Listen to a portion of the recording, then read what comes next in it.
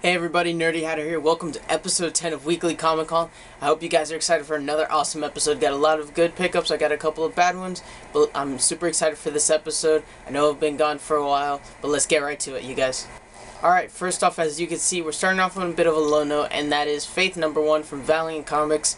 Now, I didn't enjoy this comic very much, and I know people might dog on me for not liking this comic because Faith is meant to represent a lot of minorities and things that aren't very represented in comic books. And I know disliking Faith is kind of like disliking the representation of all these things, but it's not. If it was executed well, I would have loved this comic.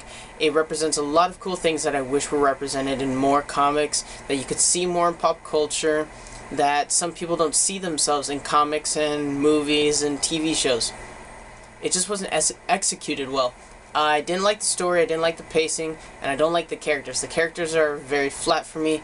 I don't enjoy this comic. It actually was given away for free at my comic book shop. I didn't buy this comic, I was given it.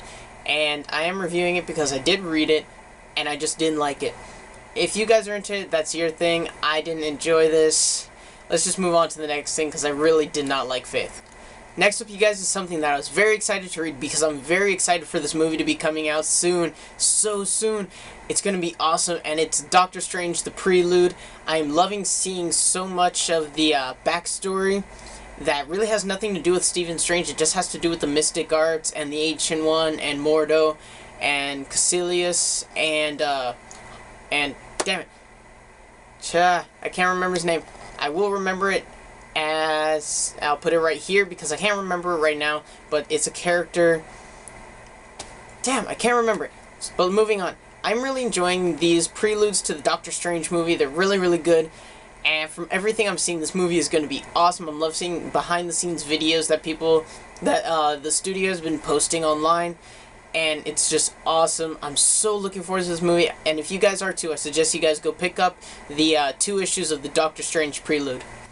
Next up, you guys, is, like I said last time, a series that I'm really, really enjoying, surprisingly, and it is Deathstroke #1 from DC, and like I said, this comic is actually surprisingly really good. It has a lot of comedy to it. I didn't think that. I thought it would just be a lot of murdery violence and bloody gore type comic, but it actually is a very well put together comic, and it's actually pretty funny.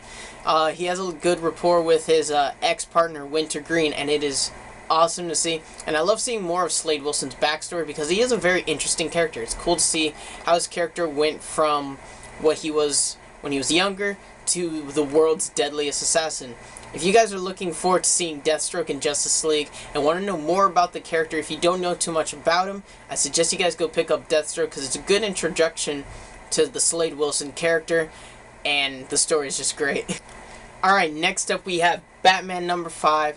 I'm enjoying the Batman run. I really like where they're going with the Batman character. I'm liking where they're going. I like where they went with Gotham and Gotham Girl. The ending of this comic is very surprising to me. I wasn't expecting it. It's a very good twist ending.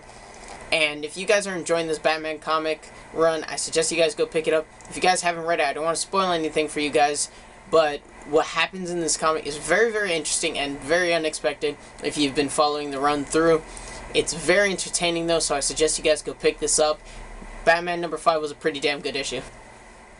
Next up, you guys, is Green Lanterns #5, and this run I am enjoying a lot because of the characters of Simon Baz and Jessica Cruz. Seeing their rapport as members of the Green Lantern Corps, and not only that, as partners who share a lantern battery and who have to work together, kind of forced by Hal Jordan, but they are learning to work together. They're learning their strengths, their weaknesses, and they're learning to work together as a unit. What's really, really cool about this comic, and what I'm really enjoying about it, is seeing what each character individually has to go through in their mind to become the best Green Lantern they can be. The one who struggles the most with this, of course, is Jessica Cruz, who suffers from anxiety and constantly doubts herself, which constantly makes her ring falter and not work, which is a really cool little device they use in this comic run. I'm really enjoying her character. I enjoy seeing the struggles she goes through in her head of whether or not she can actually be the Green Lantern everyone wants her to be. If you guys are into the Green Lanterns and you just love seeing cool, complex characters, I suggest you guys follow this run. And if you have been, I suggest you guys go pick up Green Lanterns #5 because it was a good issue in this run. Alright guys, next up is Justice League number 3. Now this is a run I'm really enjoying. I love seeing the Justice League working together. I love how they're working with their new Superman and how they don't really trust him because he's not the Superman that they know, but he is Superman. He's undoubtedly Superman. And you see them coming to terms with the fact that that is what he is, and he is the only Superman that they have. And it's really cool seeing the dynamic with this Superman who had his Justice League, who had his Batman, and he had his interactions with them, but now he has to learn how to work with these Justice Leaguers that belong to the old Superman of this world, the Superman that died. And I just love seeing that.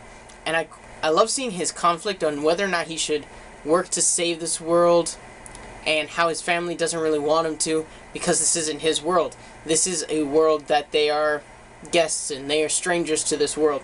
And Lois doesn't really think that Superman should be the one who has to save this world since it isn't his. Superman has another point of view.